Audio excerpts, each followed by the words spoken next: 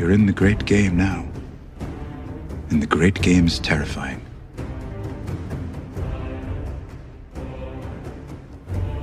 When you play the Game of Thrones, you win or you die. There is no middle ground.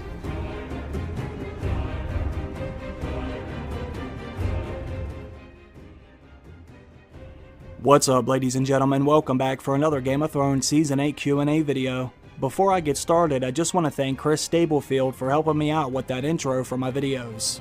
Chris actually reached out to me on his own without me even asking, and he offered to make me an intro for free, which we all know I've needed for quite some time. So I just wanted to take a moment and thank him for doing that, because I know it had to have taken several hours to make. If all of you don't mind, show Chris some love down in the comment section, please. Now, what I want to do today is answer a few more questions some of you left me the other day. So without further ado, let's begin. The first question is from Jamie, and she says, I was thinking about your last video and the theories about what the Night King's motives could be. What are your personal thoughts about why the Night King spared the few lives that he did? I think it might be tied to the spread of information. It seemed the only reason the first guy of the Night's Watch that Ned executed was spared to spread the word that the White Walkers had returned. Perhaps they also spared Sam to do the same thing. Perhaps they knew of Sam's ambitions for the Citadel, the place where histories and the truth is ultimately located. If this is true, what would be the reason why the Night King wants others to know he is coming?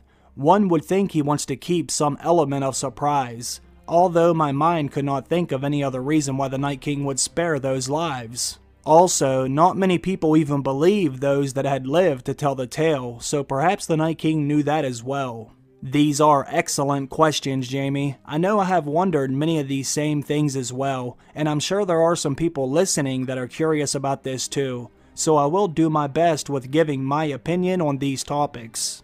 Okay, so why did the White Walkers allow the man from the Night's Watch to live in Season 1, Episode 1? And why did the White Walker allow Samwell Tarly to live in Season 2, Episode 10? Since the Night King is most likely controlling or commanding all of the soldiers in his army, they must have let them live because the Night King wanted them to be spared for some specific reason. The easy answer is the Night King wanted them to live to spread fear and warn people to stay out of the north. Now, I know some people believe the White Walker didn't even see Sam, but that is not true. The White Walker looked directly at Sam, and he chose to leave him be. If you watch the clip, you can see Sam look down at the horse's hooves as it gets beside him. Then he looks up at him. Then the White Walker looks down right where Sam was sitting. There is no way the White Walker wouldn't have known Sam was there, because the others can actually smell hot blood inside of people. Old Nan said this in her tale about the last hero. He went looking for the children of the forest, and he wasn't sure if he would ever find their secret cities. One by one his friends died, and his horse, and finally even his dog. And his sword froze so hard the blade snapped when he tried to use it. And the others smelled the hot blood in him, and came silent on his trail, stalking him with packs of pale white spiders big as hounds. The White Walker was too close to not notice and smell Sam there, and the scene ends with the entire force marching past the rock. So why did they allow Sam to live? Perhaps Sam wasn't seen as a threat. Sam was by himself and he was unarmed. According to George R.R. Martin, he has said many times that he doesn't want to create any characters that were purely evil or perfectly innocent. The others aren't supposed to be mindless killing machines. They are very intelligent and strategic with the way that they operate. You would think if their goal was to kill every single human, then they should have slaughtered all of the wildlings in their sleep a very long time ago. It has to be something else that is just now driving them to and through the wall. Sure, they have killed people in the past, but things are different now. Something has caused them to move in force, instead of just small teams of White Walkers. They seem to be very organized for the most part, and the logical reason for them allowing Sam to live would be for him to spread the news that winter is truly coming for Westeros. As of right now, the White Walkers seem to be evil creatures because we have seen them slaughtering entire villages. Then they even arrange the mutilated body parts into weird symbols that must have some meaning behind them. We are led to believe that they are evil, but we have yet to see the twist at the end of this story. We have only been looking at the means and not the motive. And this leads me to your next point in your question. You said maybe the Night King wanted Sam to live because he knew about Sam's ambitions of becoming a maester. Now this is a very interesting point for a few different reasons. Sam might actually be the man who finds out exactly what the Night King wants, or what is causing him to do what they have been doing. Sam may find an answer that ends up making the Night King look like a sympathetic character, which this story tends to do. Just take a look at Jaime Lannister for instance. Everyone hated Jaime in Season 1, but now a vast majority of those same people feel bad for Jaime now. And the same thing could happen with the Night King once we begin to understand his motives. Right before Sam left the Citadel, he took several books with him, because he knows those are the books that will help him find the answers we have all been looking for. So, perhaps the Night King did know Sam would be the man to do this, so he allowed him to live in order to fulfill his destiny. The Night King may want this information out there so people understand what he wants, or to remind people of the pact that had been made several thousands of years ago. Now, in order for this to be true, that would mean the Night King would have to have some sort of green sight, like Bloodraven or Bran Stark. How else would the Night King know Sam would eventually go to the Citadel and take all these books about the others in the Long Night? Well, I think there is some evidence that points to the Night King using the weirwood system just like Bran and the Children of the Forest do. As we all know, the children were the ones that created the Night King in the first place, so perhaps he acquired some of their powers when they did this. We have seen the Night King physically interact with Bran Stark inside of the weirwood net, and I think he knew Bran was going to be there, so he set him up so he could touch him and gain access to the Three-Eyed Raven's cave. It also seemed as if the Night King set up Daenerys to lose at least one of her dragons. The Night King allowed Jon to sit on that rock all night, as he watched from a distance while him and several other White Walkers were holding ice spears. We all know how accurate the Night King is with those spears, so why didn't he throw those at Jon until he killed him? The Night King had to have had known Daenerys was coming, so he patiently waited until he had his chance to take out her dragons. These are just a few small things that make me think the Night King can also see different events like Bran does. But does this mean the Night King actually allowed Sam to live because he knew Sam would ultimately help him in some way? I think this is a very cool idea, but I don't think it's actually true. I want to play a video clip for you that might help answer this question. There is some DVD commentary to this episode. When Samwell Tarly sees the White Walkers for the first time, the director of this episode actually reveals a few small things about this scene. Director Alan Taylor and Emilia Clarke gave their commentary for this episode, and this is what they had to say during the scene. What the hell is that? I like the way he's got sort of dry ice stuff coming, smoke coming off of him. Can he see him? Yes, they're looking right at each other. Something I always liked about the scene was that you think, okay, it's curtains for you, and the fact is that Jon is trivial. Jon doesn't matter. As you can see, the person who actually directed this episode said Sam and the White Walker were looking directly at each other, which does seem pretty obvious to me, but I know some people didn't believe that at first. The funny thing is, the director accidentally kept calling Sam by Jon's name in that clip. He meant to say Sam, but he said Jon didn't matter, and Jon was trivial to the White Walkers at that point, which is why they didn't kill him. At the end of the day, I think they just did that scene for stylistic purposes. They shot it that way because it looked cool, and they wanted us to see the Army of the Dead through the eyes of a POV character. If the Night King truly let Sam live for some reason, then what he did next doesn't make much sense, because in the very next episode, one of the Whites tried to kill Sam. So I don't think they allowed him to live for some bigger purpose. The White came after Sam and attempted to kill him. The reason why the White Walker let him go was because it looked really cool in that scene, and they couldn't afford to lose Sam at that moment because he still had a big role to play in later seasons. I would love for this scene to have a deeper meaning to it, but since the Night King tried to kill Sam in the very next episode, I don't think there is any real significance to it, but that's just my opinion. This next question is from Finn James. Although I don't think it will happen, Imagine for a second that the Night King does win the Great War and conquer King's Landing. What do you think his next move would be? Would he invade Essos and conquer the rest of the Game of Thrones known world to consolidate power? Invade the Iron Islands? Also, if he did win, would anyone try to retake Westeros from abroad? This is a really good question, and it's kinda hard to answer because we really don't know how far the others went during the first long night. This all depends on what the Night King actually wants.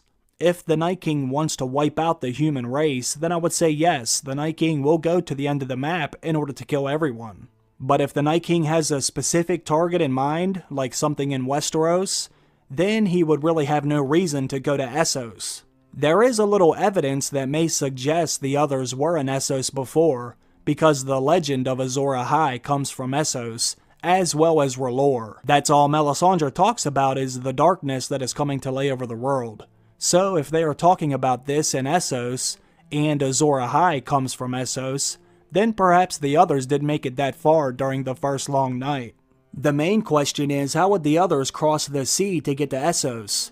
The Night King has a dragon, so he could technically fly over there, but his army would be stuck, unless they all boarded ships, or somehow froze the entire sea. Now that the wall is down, the others' magic is no longer contained in the far north, so maybe they have the ability to freeze the sea now.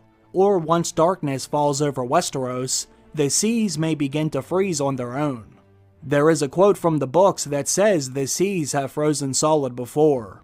If that would happen, they could walk over there. There is a location in Essos known as the Five Forts, and they are side by side, which basically makes a barrier, preventing someone or something from getting in or out. Many people believe these 5 forts were built in Essos to protect them from something from a very long time ago. There is also tales in the World of Ice and Fire book, and these tales come from beyond the Free Cities. It says they tell of pale blue mists that move across the water, mists so cold that any ship they pass over is frozen instantly. They also tell of drowned spirits who rise at night to drag the living down into the gray-green depths.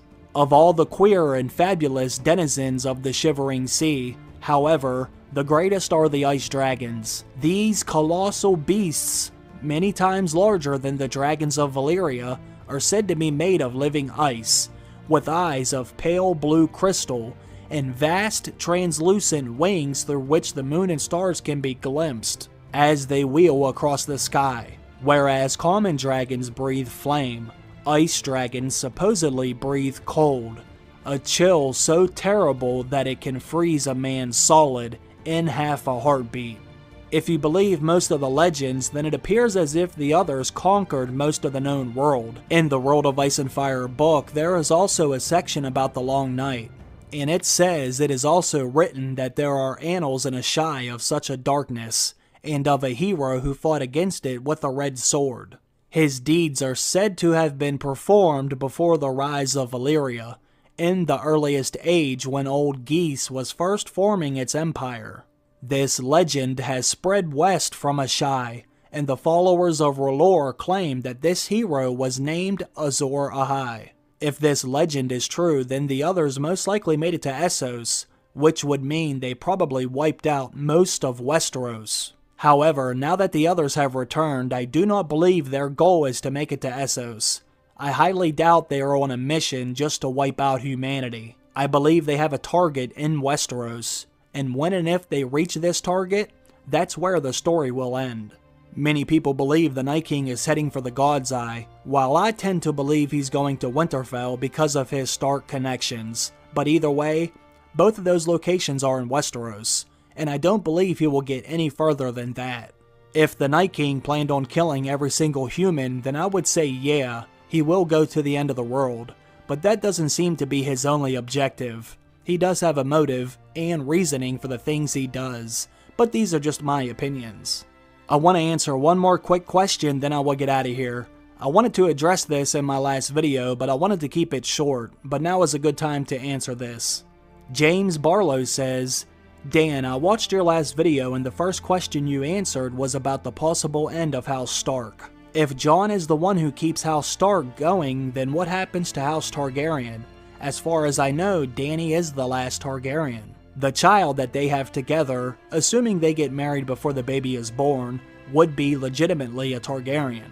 If Jon chose to have the baby named Stark, it would end House Targaryen. If he chose the name Targaryen, then House Stark ends. There's a bit of a conundrum. Yes, I would understand why you would think that, and many other people made this same point in that video I made. So let me address this situation. When I said Jon would save House Stark, that was under the assumption that Arya, Sansa, and Bran would not have any kids. Because the person who asked me the question said, how will the Starks save their house? Considering none of the Starks are sexually active right now. Which in that case, it really only leaves Jon because he just had sex with Daenerys and she's likely pregnant. Sansa, Arya, or Bran would have to enter a relationship and have a kid pretty quickly considering there is only 6 episodes left. But since Jon already had sex, he seems like the best choice in terms of who will have a child before the series ends. I think there is a very good chance Daenerys could have twins. If Dany gives birth to 2 kids, they could give one child the Stark name and the other child the Targaryen name. You could essentially kill 2 birds with 1 stone. Even if Daenerys doesn't have twins, her and Jon could always have more children later. As soon as Jon finds out she's pregnant, he's going to want to marry her because he doesn't want to father a bastard. As long as neither of these characters die, I think they will continue with their relationship, which means they could have several children and give them whatever name they please. Now, if Sansa, Arya, or even Bran had a kid, then they could save their house on their own, and Jon wouldn't be needed for that at all. But until that happens, Jon seems like the man for the job, since the Bael the Bard story has so many parallels to Jon's own birth. It feels like Jon would be the one to repeat history from that story, by being the bastard who saves House Stark. I should have clarified that in the video, but I didn't want to ramble too long, so I didn't mention the fact that I believe Daenerys could have several kids, and potentially save 2 major houses by doing so. That's what I really meant by that, so hopefully that answers your question. Anyways, I want to thank everyone for watching today's video. I really appreciate that. I also want to thank all of my Patreon supporters. All of you have given me a tremendous amount of help during the off-season, and I cannot thank you enough for that. I hope everyone has a great day, and I will see you in the next video. Bye.